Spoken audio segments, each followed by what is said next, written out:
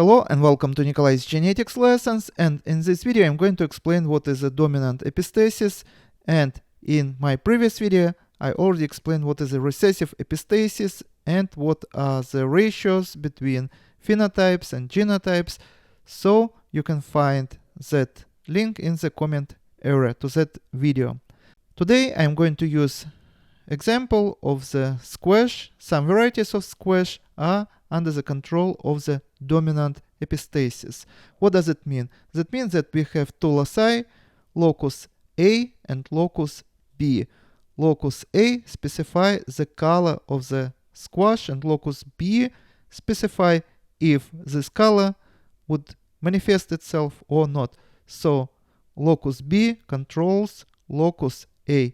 We say that locus B is epistatic to locus A.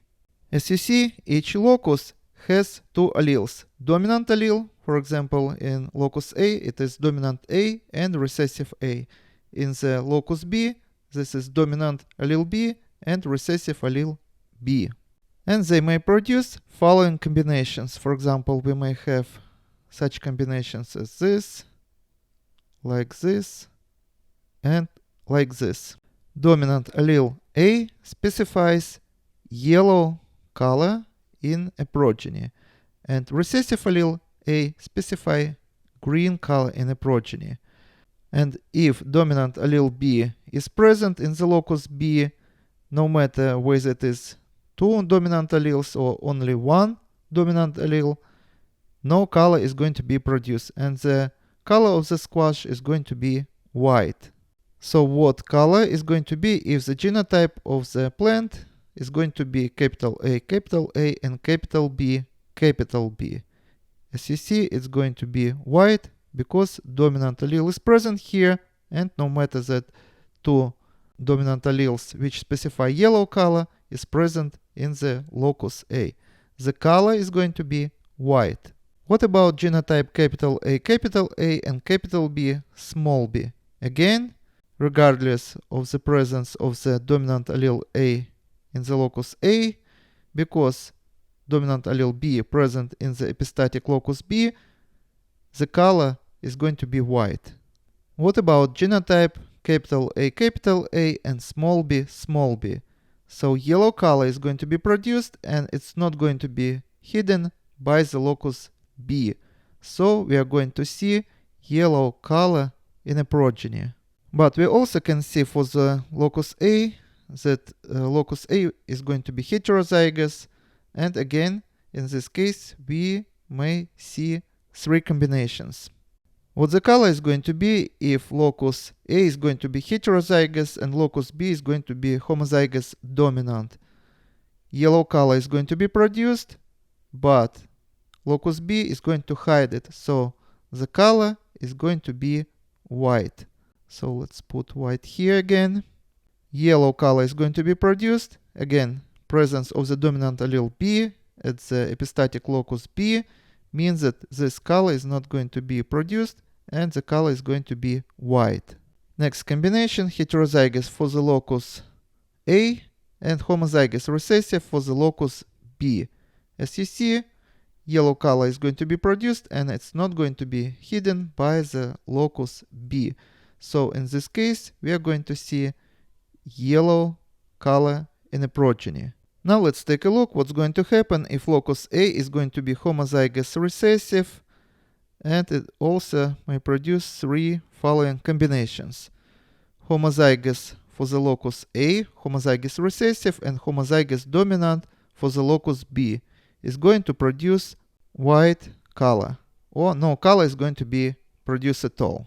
You have to understand that usually white color doesn't mean that white pigment is going to be produced. It means that no pigment is going to be produced at all, and we perceive it as white color. Second combination, small a and capital B, small b. Again, because dominant allele B is present in the locus B, that means that no color is going to be produced. And the last combination, which is small a in the locus A, which means green color would be produced, and when we combine with small b at the locus B, that means the action of this pigment is not going to be hidden, we are going to get green color in a progeny. Now let's take a look at this hypothetical situation when we take parent 1, who is going to be heterozygous for the locus A and B, and parent 2 with the same genotype, heterozygous for both loci. And as you see, these genotypes means white phenotype. So both these parents are going to be squash, which are white in color. So if we cross them, what kind of the progeny we can get in the following generation, which we call F1 generation. Parent 1 may produce following gametes. So capital A and capital B, this is going to be the first variant. Gametes are haploid, so we start with diploid organism, which has 2 alleles for each locus, and in the gametes we only can find only 1 allele from each locus. So this is going to be the first combination. Second combination can be capital A and small b, and this is going to be this gamete. Another combination can be small a and capital B, this combination here, and another combination is going to be small a and small b. So this is going to be genotype of the gamete here. And parent 2, because it has the same genotype as parent 1, is going to produce the same variants of the gametes. So this variant, this, and this. And what we are going to see here in this grid, this is going to be a combination of these gametes, and we can see all possible combinations in diploid organism, which we call F1 generation. So this grid is going to be F1 generation. So what genotypes are possible? Capital A here, capital B here, capital A here, capital B small b here, capital A small a here, and capital B here, capital A small a here, and capital B small b here. Next column, capital A and capital A here, capital B small b, capital A and small b, capital A small a and capital B small b, and capital A small a and small b. Next column, capital A small a here, capital B, capital A small a and capital B small b, small a and capital B, small a and capital B small b. We're almost done with the table, so capital A small a here, capital B small b, capital A small a and small b, small a and capital B small b, and small a, small b.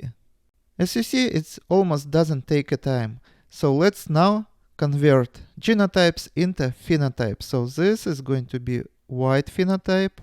This is going to be white phenotype because dominant allele B is present. This is going to be white phenotype here, but here what we are going to see. So we have 2 dominant alleles A and we have 2 recessive alleles B. So that means that yellow color is going to be produced. So this is going to be yellow phenotype. Next is going to be white phenotype again. And next one is going to be yellow phenotype because the presence of the dominant allele A, and it's not going to be hidden by the locus B. Next one is going to be white phenotype here. But what phenotype is going to be here? Again, it's going to be white phenotype because of the presence of the dominant B allele. White phenotype here, dominant B allele is present, white here. But next one is going to be yellow because dominant allele A is present and not dominant allele B we see here. So this color is going to be manifested in this genotype. And next one is going to be white phenotype. And the last one is going to be green, because two recessive alleles A means green color, and two recessive alleles B means that it's not going to be hidden. Now let's find the ratio of the phenotypes 1, 2, 3, 4, 5, 6, 7, 8, 9, 10, 11, 12. 12 whites, so 12 white phenotypes, and 1, 2, 3. 3 yellow, so 12 to 3, and as you see, 1 green. So 1 is going to be green. And this is going to be a ratio. If we cross two parents who are going to be heterozygous for both loci A and B, and in their progeny, we are going to see the ratio of the phenotypes 12 whites to 3 yellow to 1 green. Now you know what is the dominant epistasis is. And this is all for today. Subscribe and see you in the next video. Goodbye.